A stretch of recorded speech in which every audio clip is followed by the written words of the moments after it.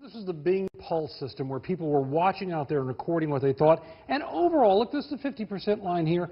Overall, people liked the speech who were involved with this. If you look at gender over here, the split, men and women, you'll find that by and large, women liked a little bit more than men.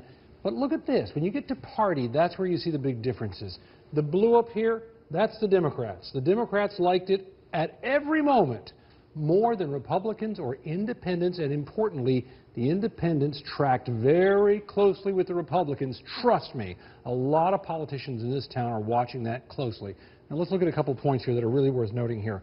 This is the highest overall point in the entire speech where most people in all groups liked him the most. And what was he talking about there? Defining the problem. Listen.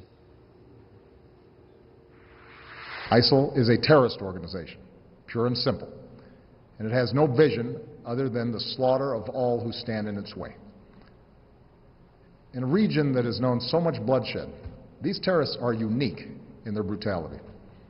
They execute captured prisoners. One of the lowest points in the entire speech came here. This is where people were not very happy, particularly the independents and the Republicans. What did they not like? They didn't like any talk about American troops on the ground, even as trainers. Listen.